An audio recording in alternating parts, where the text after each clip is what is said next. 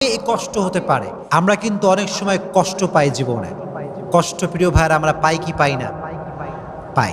মনে করেন আমার আব্বা মরে গেছে ফর এক্সাম্পল, অথবা আপনার কোনো সম্পর্ক কারোর সাথে ছিল, বন্ধুত্বের সম্পর্ক হতে পারে, যে কোনো রিলেশনশিপ হতে পারে, কষ্ট আমরা পাই।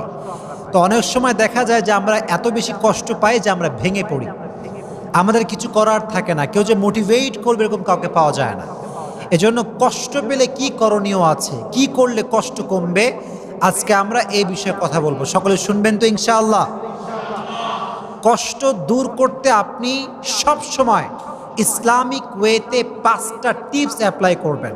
জোরে বলেন, কয়টা টিপস? আমি আপনাকে মোটিভেট করার জন্য বলছি, 5টা টিপস যদি কেউ কষ্ট পাওয়ার পরে অ্যাপ্লাই করে, আশা করা যায় তার জীবনে আর কোনো কষ্ট থাকবে না। সকলেই বলেন ইনশাআল্লাহ। 1 নাম্বার, যদি কখনো